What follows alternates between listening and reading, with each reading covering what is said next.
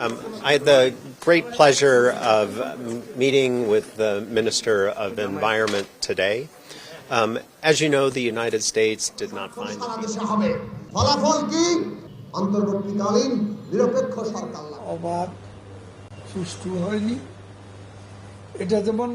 আসসালামু আলাইকুম সুপ্রিয় দর্শক বন্ধুরা, অবশেষে বাংলাদেশে নিযুক্ত মার্কিন রাষ্ট্রদূত পিটার হাস বাংলাদেশের নির্বাচনকে কেন্দ্র করে অনেকদিন নিশ্চুপ ছিলেন। আর এই নিশ্চুপ থাকাকে কেন্দ্র করে জেগেছিল নানা প্রশ্ন।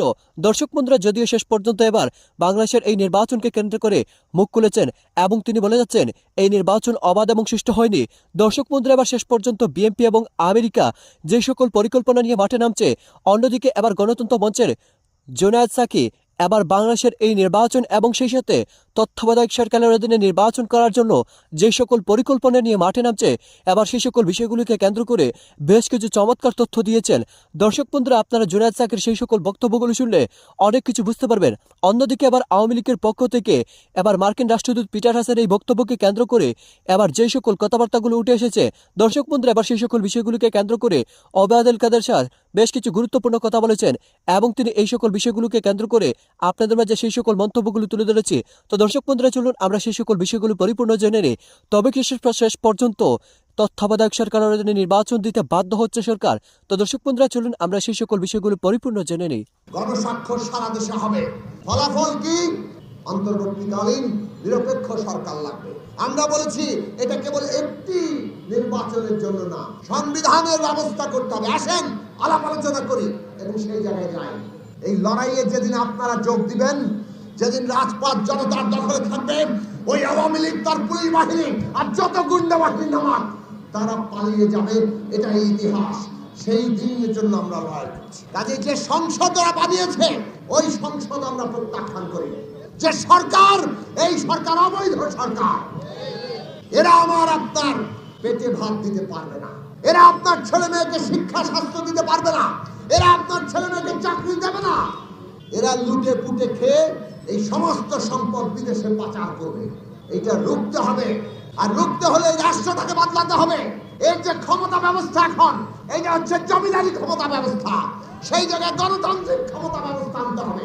গণতান্ত্রিক ক্ষমতা ব্যবস্থা মানে হচ্ছে ক্ষমতার ভারসাম্য, ক্ষমতার জবাবদিহিতা। তার জন্য আমরা বলেছি সংবিধান সংস্কার করতে হবে।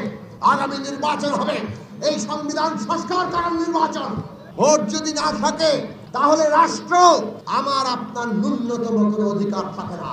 ওরা আমাদের পেটে লাথি মারে আর ওরা সমস্ত ক্ষমতা ব্যবহার করে আমাদের ভোটের অধিকার কেড়ে নিয়ে আমাদের গলা টিপে ধরতে চায়।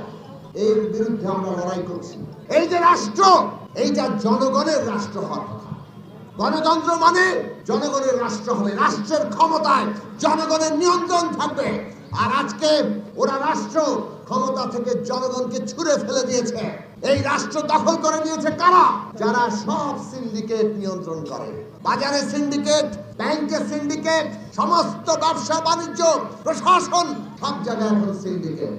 ব্যাংকগুলো ঋণ নিয়ে লুটপাট করে ফোকলা করে ফেলছে। তারপরে বাজারে কতিপয় সিন্ডিকেট তারা এমন ভাবে বাজার নিয়ন্ত্রণ করছে, প্রতিদিন আমার আপনার পকেট থেকে তারা টাকা হাতিয়ে নিচ্ছে। আর তাদের এই সরকারি দলের টাউট ট্যান্ডেলরা সব স্তরে বখরা খায়। এই বাজারে আপনারা জানেন কিভাবে বখরার রাজত্ব চলে। কাজে এইরকম একটা পরিস্থিতির মধ্যে আমরা আছি। এই গণতন্ত্র যদি না থাকে, আমরা গণতন্ত্র মঞ্চ লড়াই করছি। বিএনপি সহ বাংলাদেশে 39টি দল আমরা যুগপৎ ধরে আন্দোলন করছি। আমরা ভোট বর্জন করেছি। বাংলাদেশের মানুষ এই ভোট বর্জনের ডাকে সাড়া দিয়ে 90% বেশি মানুষ ভোট দিতে যায় নাই এবং নির্বাচনকে প্রত্যাখ্যান করেছে। বন্ধুগণ, আমরা গণতন্ত্রের জন্য লড়াই করছি। গণতন্ত্র মানে কি? গণতন্ত্র মানে কেবল নির্বাচন নয়। কিন্তু নির্বাচন ছাড়া কোনো গণতন্ত্র হয়? আজকে আমরা এমন একটা সরকারের শাসনে আছি যে 14 সালে বিনা ভোটের নির্বাচন করেছে, বিনা প্রতিদ্বন্দ্বিতার নির্বাচন। 153 জন নির্বাচনের আগেই নির্বাচিত হয়ে গেছে। মানুষ এটাকে বলে বিনা প্রতিদ্বন্দ্বিতার নির্বাচন। তারপরে 2018 সালে সবার সাথে আলাপ আলোচনা করে, সব দলের সাথে বৈঠক করে উনি বললেন সুষ্ঠু নির্বাচন দিলেন। কি দিলেন? নিশিরাত্রে মধ্যরাতে ভোট ডাকাতির নির্বাচন। সব ব্যালটে সিল মেরে তারপর তারা বাক্সে ঢুকিয়ে রেখেছিল। এইবার 24 সালে এসে আমরা বললাম ভোটের সুষ্ঠু পরিবেশ তৈরি করেন। আর ভোটের সুষ্ঠু পরিবেশ তৈরি দলীয় সরকারের হবে না, এই কথা আমরা কেবল বলছি না, এই কথা আপনি নিজেও বলেছিলেন। শেখ হাসিনা নিজে এই কথার দাবিতে তারা বহু আন্দোলন করেছেন, তত্ত্বাবধায়ক সরকার প্রতিষ্ঠা করেছেন। আজকে নিজেরা ক্ষমতায় আছে বলে এখন আর তাদের কাছে দলীয় সরকারের সুষ্ঠু নির্বাচনের ব্যাপারে তারা খুব এখন সবাইকে বলছেন দলীয় সরকারের সুষ্ঠু নির্বাচন সম্ভব। নিজে ক্ষমতায় থাকলে এক বিচার, আর বিরোধী দলে থাকলে আরেক বিচার। এই যে তারা বিচার মানি তালগাছ আমার, আমরা এইটার বিরুদ্ধে কথা বলেছি। আমরা বলেছি একটা নির্বাচনকালীন, একটা অন্তর্বর্তীকালীন সরকার করতে হবে। আসেন সে বিষয়ে আমরা আলাপ আলোচনা করি। কিন্তু তারা এইসব কোনো দিকে গেল না। তারা ষড়যন্ত্র করে, নাশকতা তৈরি করে, বিরোধী দলের উপর দমন পীড়ন করে একটা একতরফা নির্বাচন করে ফেলল। কিরকম নির্বাচন? আমি আর দামি, আমরা আর মামুরা, চাচারা, খালুরা, তারা একটা নির্বাচন করলো। সেই নির্বাচনও কি হলো? তারাই বলেছিল 1% ভোট পড়লেও তো জিতে গেলাম। তো জিতে যাও, সেইখানে কাটাকাটির দরকার কি?